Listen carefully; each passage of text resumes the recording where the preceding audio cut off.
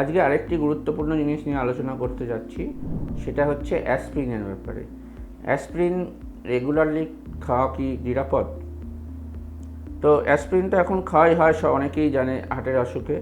যাদের হার্টের অসুখ আছে, যাদের হার্ট অ্যাটাক হয়ে গেছে বা ইসকেমিক হার্ট ডিজিজ আছে, তাদের দেওয়া হয়।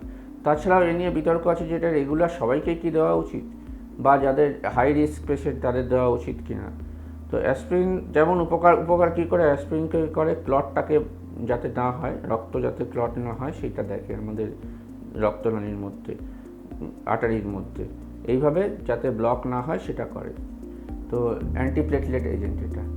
কিন্তু অ্যাসপিরিন নিয়মিত খেলে একটা ভয় থাকে যে আমাদের খাদ্যনালীর যে কোনো জায়গাতে রক্তপাত হওয়ার, ব্লিডিং হওয়ার।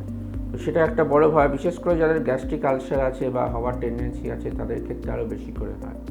সুতরাং সেক্ষেত্রে একটা ভয়ের ব্যাপার আছে, ঝুঁকি আছে। তো আমাদের এই ঝুঁকিটাকে এবং আমাদের উপকার দুটোকে ব্যালেন্স করে দেখতে হবে।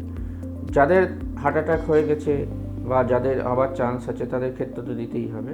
তবে যাদের ব্লিডিং টেন্ডেন্সি আছে তাদের ক্ষেত্রে এটা ভেবেচিন্তে দিতে হবে, এবং যাদের হেমারেজ হয়েছে, ব্রেনে হিস্ট্রি আছে, তাদের ক্ষেত্রে না দেওয়াই ভালো, বা দিলেও খুব ভেবেচিন্তে দিতে হবে।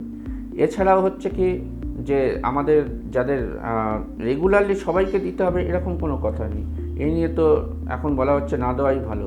যাদের খুব বেশি রিস্ক আছে, ডায়াবেটিস, হাই প্রেশার আছে বা হার্টের অসুখ হওয়ার সম্ভাবনা আছে, ফ্যামিলি হিস্ট্রি আছে, তাদের ক্ষেত্রে ভেবেচিন্তে অ্যাসপিরিন দেওয়া যেতে পারে। এবং সেখানে দেখতে হবে তাদের ব্লিডিং হচ্ছে কিনা বা তাদের ব্লিডিং টেন্ডেন্সি আছে কিনা, সেগুলো সব বিচার করে দেখে শুনে দিতে হবে। সুতরাং এই রিস্ক এবং বেনিফিট এই দুটো ব্যালেন্স করে আমাদের অ্যাসপিরিন দিতে হবে।